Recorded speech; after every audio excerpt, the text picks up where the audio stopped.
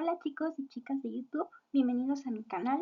Yo soy Michelle y el día de hoy voy a estar hablando sobre el tema de la guía del CONAMAT de historia, ¿ok? Este es para el examen de la UNAM o cualquier otro examen que aplique, así, ¿ok? Bueno, vamos a comenzar.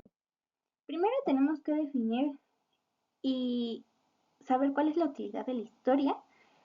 En sí, la historia es una ciencia social que estudia el pasado para ayudar a los seres humanos a entender a la sociedad en la que viven y así comprender su presente. Pierre Vilar, espero haberlo pronunciado bien, dice que la historia debe enseñarnos la utilidad de leer el periodo para ayudarnos a comprender nuestro presente. Bueno, debemos entender dos cosas importantes, que lo que está subrayado de azul es lo más destacable de la diapositiva, ya que en resumidas cuentas, pues la historia nos va a enseñar a comprender nuestro presente gracias a los estudios que anteriormente se han realizado por diversos historiadores. ¿Sí? Ok. En sí, la historia, pues, para ser estudiada, necesita de fuentes. Y, pues, el historiador va a abordarlo conforme a su objeto de estudio mediante la selección, análisis e interpretación de fuentes, las cuales pueden ser dos, directas o materiales o indirectas, escritas y gráficas. Lo tienen ahí, de hecho no le puse unas flechas, solamente lo dividí en dos partes. Las directas o materiales no han sido objeto de interpretación, esto es lo importante, como los restos humanos, utensilios, armas, muebles, vestimentas, monumentos, entre otros. Los materiales de las fuentes indirectas o escritas y gráficas pueden ser pergaminos, papiros, lápidas, materiales impresos, imágenes y pinturas rupestres o murales. Bueno, antes de continuar, nosotros debemos de saber que la historia en sí ha sido pues estudiada gracias a corrientes que pues han ido estudiando la evolución del ser humano en la sociedad y conforme a eso pues se han ido obteniendo varias corrientes. Estas corrientes no son las mismas que en las filosóficas, cabe recalcar, o sea, tienen cierta conexión, pero bueno, la primera corriente es el idealismo. El idealismo se basa en que el Estado es como expresión. Y pues aquí se dice que Dios es razón según Hegeliano, que es Hegel. La historia es como una dialéctica del espíritu. Tenemos aquí cuatro personajes que pues representan el idealismo como Platón, René Descartes, Hegel y Kant.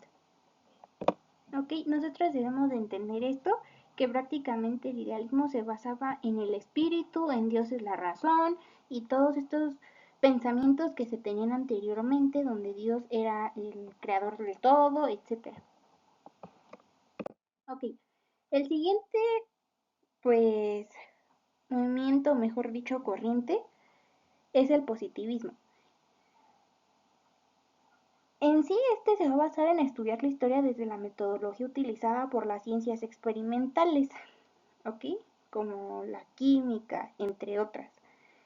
Y pues enriquece la historia como el dato exacto. El hecho social considerado fue de la conciencia del individuo. He aquí, pues es donde ya se empieza a usar uso de la lógica y del razonamiento. Entonces, uno de los personajes que más pues destacaron es Augusto Comte y Emily Durkheim, ¿ok?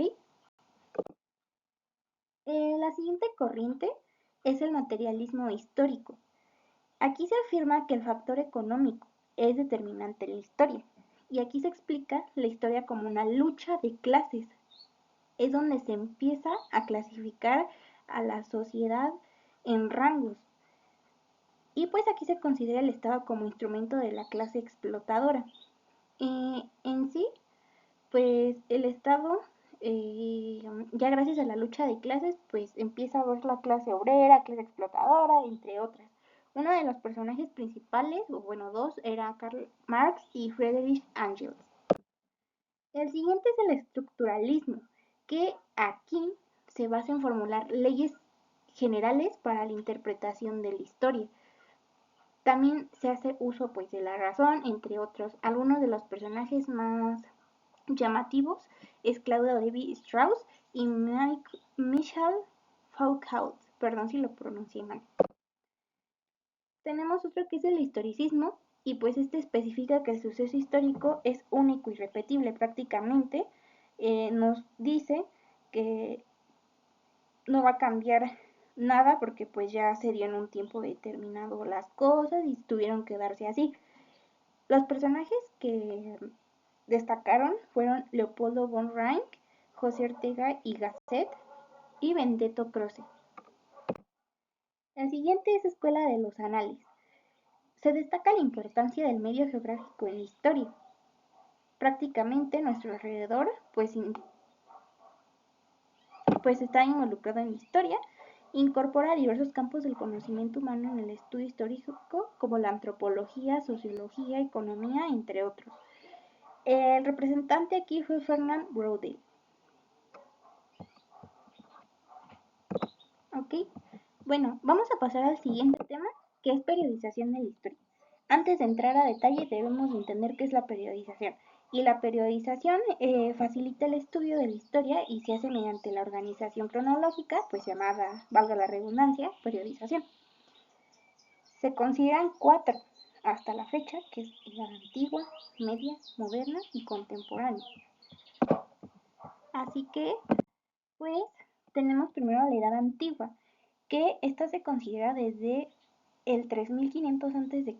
hasta la caída del Imperio Romano del Occidente, en 476 después de Cristo. La Edad Media está caracterizada principalmente por el feudalismo, las cruzadas, hasta la caída del Imperio Romano de Oriente, o mejor conocido como Constantinopla, en 1453. La Edad Moderna en sí tiene pues comprendido lo que es movimientos como la Ilustración, la Revolución Industrial y la independencia de las 13 colonias británicas, ya que estas van a marcar la Edad Moderna por sus profundas transformaciones sociales. Y por último es la Edad Contemporánea, que es cuando inicia la Revolución Francesa en 1789 hasta la actualidad.